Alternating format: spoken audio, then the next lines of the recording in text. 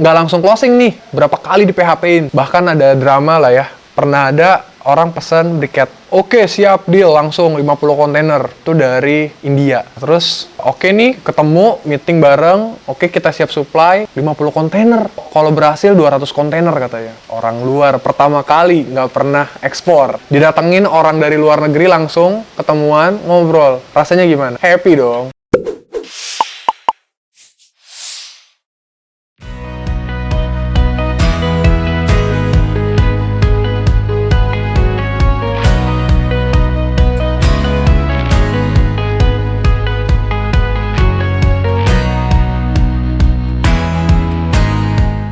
Hai, salam kenal, gue Robi Arianto, biasa dipanggil Robi. Gue sekarang usia 26 tahun, gue udah kerja, tahun 2018 gue lulus dari kuliah. Gue anak ketiga dari 3 bersaudara, gue bukan dari keluarga yang punya privilege, tapi gue bersyukur dengan apa yang udah gue dapet dari keluarga gue. Teladan dari bokap nyokap, kerja kerasnya nyokap, pengorbanan nyokap dan bokap. Banyak yang berkesan dari gue kecil sampai sekarang, yang bikin gue sekarang lebih mandiri. Gue punya high motivation buat sukses, dan yang pasti gue pengen nolong banyak orang. Jadi 2018, itu kan gue lulus kuliah. Sebenarnya pas kuliah itu gue udah nyoba-nyoba bisnis kecil-kecilan, karena gue kuliah pagi ya. Namanya kuliah pagi kan nggak mungkin ada kerjaan yang pulang kuliah sampai malam tuh jarang banget. Nah, gue akhirnya dulu tuh jualan kaos-kaos event kampus, nyalo-nyaloin. Jadi gue cari konveksi, terus gue cari event-event kampus, gue masukin tuh kaos-kaosnya, jadi belinya di gue. Itu dari tahun gue semester 3, gue udah jalanin itu, terus lulus, terus gue lihat ada, memang gue dari dulu pengen ngebisnis ya, pengen jadi pengusaha. Jadi pas lulus dengan idealis anak muda yang sok tahu dan gak ngerti apa-apa, lulus kuliah, gue langsung terjun ke dunia bisnis. Bisnisnya bisnis kecil-kecilan.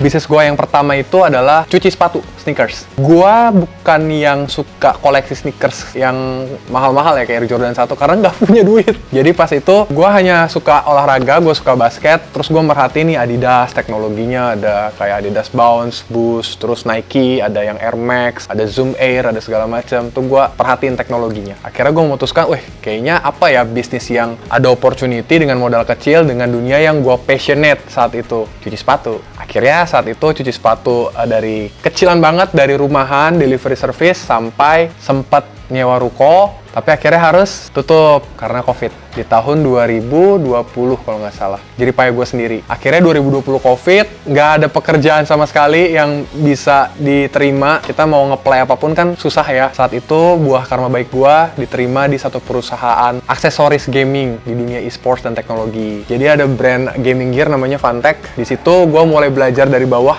lagi tentang dunia kerja. Gue masuk ke dunia digital marketing di brand tersebut. Dari gua marketing biasa sampai dipercaya untuk nge-lead satu buah tim, dan akhirnya gua resign. Gua memutuskan untuk coba balik lagi ke dunia usaha, dan saat itu bisa dibilang gue juga dibantu sama salah satu founder. Dia ngasih tahu gue coba belajar ekspor gitu, dan kebetulan pas itu lagi sering lihat Julio ekspor di TikTok. Awalnya nggak gitu ngerti ya tentang dunia ekspor tuh apa, karena kan gue di dunia digital marketing ya. Pas lihat Julio ekspor, perhatiin, disuruh belajar sama ex bos gue. Oke, kayaknya menarik nih ekspor, gue pelajarin lagi. Hal yang tadinya digital marketing nih ke dunia komoditas. Jujur kalau gue pribadi sih kaget. Tapi akhirnya kita coba belajar, struggling, ya memang takes time. Sekarang akhirnya closing pertama.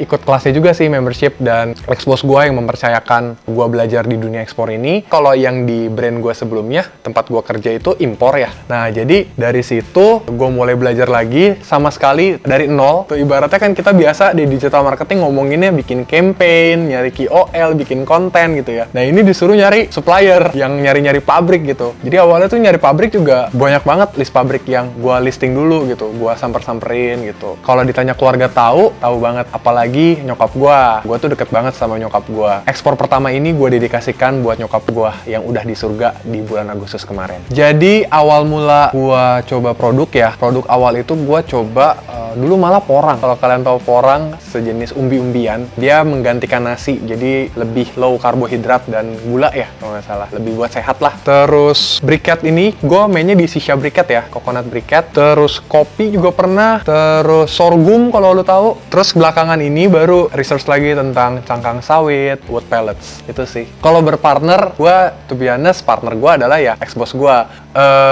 Ex-boss gue ini lebih ke mentorship gue sih. Gimana gue cara bernego, gimana flow-nya. Kalau impor sama ekspor kan meskipun beda arus, tapi kan ada kayak business acumen ya. Jadi gue bisa tanya ke dia gitu, ada mentor. Dan itu penting banget menurut gue. Tapi mencari mentor yang udah pengalaman tuh penting banget. Nah terus kalau pengalaman yang nggak mengenakan, banyak banget. Gue pribadi ke pabrik aja itu kan pasti pakai kendaraan umum ya. Mentok-mentok motoran gitu ya. Ke mobil kalau lagi ada pakai gitu. Tapi balik lagi yang gue bilang, gue bukan dari keluarga yang punya privilege, jadi gue memanfaatkan modal terbesar gue adalah tadi kepercayaan, kejujuran, sama satu lagi kerja keras. Julio pernah ngajarin tuh, cari komoditas yang dekat rumah gitu, cari pabrik-pabrik yang bisa supply dan dekat dengan lokasi tempat tinggal kalian. Awalnya deket, dan sekarang pindah nih ke daerah, udah Jawa Barat nih, udah daerah Bogor.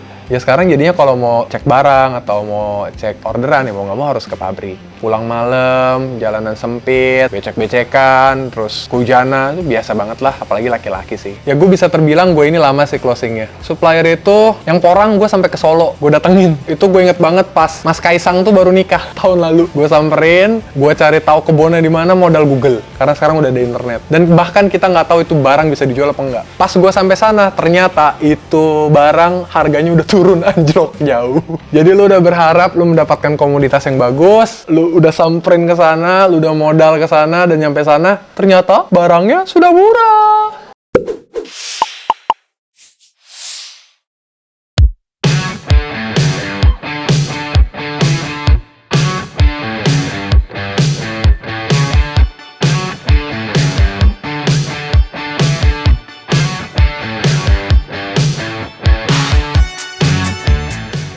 Gua kalau briquette ini juga dari Google sih. Gue cari tuh pabrik briquette Tangerang, pabrik briquette Jakarta atau di mana, gue cari semua dan gue kontak-kontakin. Mungkin dari 50 nomor, satu yang aktif, 1-3. Modalnya cuma satu sih, kerja keras. Kalau bayar itu berbagai cara sudah dilakukan. Memang yang paling sulit itu jujur, kalau buat gue pribadi ya, paling susah, lebih susah cari buyer. Karena gue keterbatasan network. Nah, gue pas itu nyarinya, gue nggak ngerti apa-apa, nggak punya kenalan yang pernah ekspor bahkan. Modal pas-pasan, modal nekat aja ya. Jadi pas itu nyari di Google, cari aja di YouTube gitu kan, gimana cara cari buyer. Di kelas Julio juga, di kelas bisa ekspor dijelasin sih, dari LinkedIn bisa, Go Forward, Alibaba, Tradekey gitu, itu kan lumayan tuh modalnya. Akhirnya pas itu gue nyari di komunitas Facebook, nggak langsung closing nih, berapa kali di PHP-in, bahkan ada drama lah ya, pernah ada orang pesen briquette. Oke, siap, deal, langsung 50 kontainer. Itu dari India. Terus, oke nih, ketemu, meeting bareng. Oke, kita siap supply 50 kontainer. Kalau berhasil 200 kontainer katanya. Orang luar, pertama kali, nggak pernah ekspor. Didatengin orang dari luar negeri langsung, ketemuan, ngobrol. Rasanya gimana? Happy dong. Datang ngobrol, bahasa Inggris ya. Meskipun Inggris gua rada-rada emang blow on. Ketemu, ngomong, dia bilang katanya, oke, kita trial ya, 30-50 kontainer. Pas itu bahkan gua aja nggak tahu satu kontainer tuh berapa ton. Kata gue, ini rezeki nomplok dari mana? Dari mana nih orang tiba-tiba langsung order kayak gitu? Akhirnya ngobrol kebutuhannya apa, 50 kontainer. Nah pas itu gue udah mulai curiga, nomornya ini nomor Indo. Terus dia ternyata stay di Indo. Tapi pas gue search di Get Kontak, ternyata ada nama-nama yang aneh lah ya.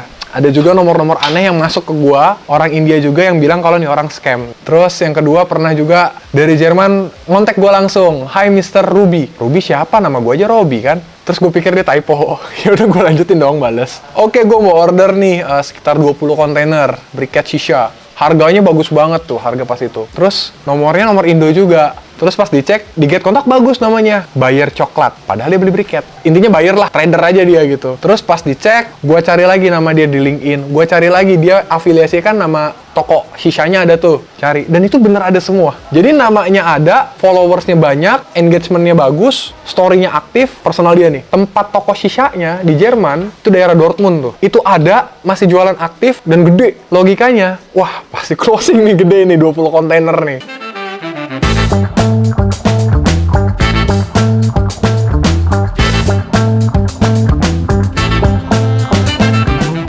Lama tuh nggak dibales. Pas dibales dia bilang, no, he scam. 2 kali di scam. Itu di luar yang komunitas Facebook ya. Itu baru yang ngechat gue doang. Selama gue belajar di kelas Bisa Ekspor, itu adalah kelas dengan pembelajaran ekspor yang paling proper untuk gua saat itu, karena gua bener-bener baru mulai dari awal. Gua nggak ngerti namanya FOB, CIF, CNF, bahasa-bahasa itu kan banyak banget ya di dunia ekspor ya. Dikasih kurikulum yang jelas ya sama Julio. Julio juga enak banget, public speaking bagus banget tuh orang. Pas itu tuh difasilitasin juga tuh, kayak dikasih tahu ada kelas-kelas buat meet up, buat gathering gitu. Terus ada grup-grup komunitasnya juga gitu. Tapi gua tambahin juga, percuma kalau dikasih fasilitas bagus kalau lu nya nggak kerja keras. Karena gue juga masih perlu banyak belajar banget tentang dunia ekspor ini, tentang komoditas, dan tentang seberapa kayanya Indonesia. Dari zaman dulu aja Indonesia itu sumber daya udah luar biasa. Orang luar aja sampai mau ke Indo lah, kenapa kita nggak bisa memanfaatkan apa yang udah ada di negeri kita sendiri. Kesan gue ya, kalau gue pribadi, apa yang udah gue lakuin harus gue tuntaskan. Kalau gue orangnya kayak gitu. Ini pandangan gue ya, boleh kalian tidak sependapat juga sama gue. Indonesia itu secara geografis, secara sumber daya alam, itu luar biasa indah banget, luar biasa bagus banget. Ya, kita generasi muda harusnya bisa memanfaatkan secara positif apa yang udah diberikan. Semangat kita buat melakukan ekspor. Apa sih yang bisa kita jual? Misalnya dari kelapa jadi briket gitu. Kita bisa ekspor teknologi. Itu yang